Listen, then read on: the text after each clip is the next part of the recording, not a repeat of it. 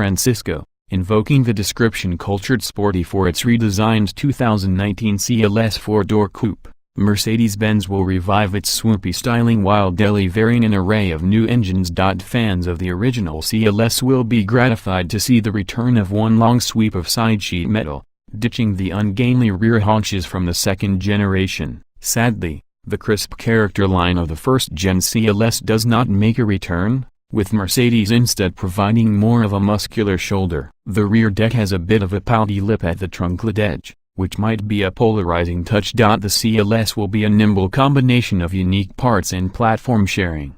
It will ride on the MRA platform shared with the E-Class and carry the same wheelbase and axles, although the CLS and E-Class have different overall lengths and tracks, giving the CLS the appearance of its 19-inch wheels being pushed farther to the corners. Mercedes declined to provide specific dimensions for the CLS. Meanwhile, the engines and electronics will be shared with the S-Class. The seats and most of the interior will be unique to the CLS. Despite its sleek appearance, the CLS is actually less slippery than the E-Class, with a 0.26 CD compared to 0.23 for the stockier-looking sedan. Why? Much had to do with the keeping the rear axle on the ground at higher speeds without adding a spoiler, which would ruin the line of the car. So a lot of aerodynamic work happens underneath the CLS. You don't see it, but the wind does. The CLS 450 will come with a 3.0-liter turbocharged, supercharged, and hybridized M256 inline-six that generates 367 horsepower and 369 pounds-feet,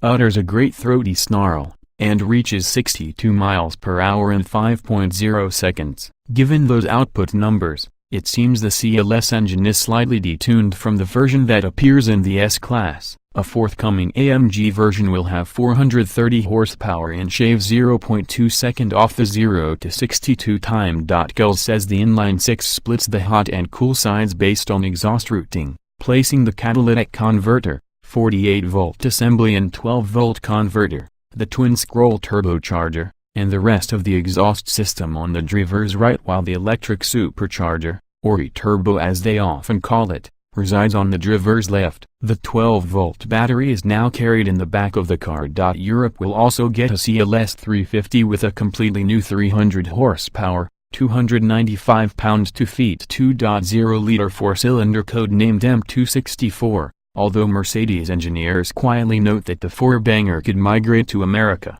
as well.Six and four-cylinder diesel variants will also be sold in Europe. The OM656 inline-six generates 286 horsepower and 443 pounds-feet of torque, and a four-cylinder oil burner will create 245 horsepower and 369 pounds-feet of twist. The CLS will come with a choice of 3 suspensions, a standard steel suspension, an adaptive steel suspension, the sportiest of the 3, and a multi-chamber air suspension. For this specialized version of Mercedes air body control, engineers decided that air springs were too floaty for sporty driving and used the E-Class multi-chamber system rather than the single chamber of the S-Class. Despite being similar systems, there are differences in their respective applications. The E-Class responds slower but is also plusher, and the CLS is more about higher frequency and immediate response, said Hubert Schneider, head of testing for the E-Class,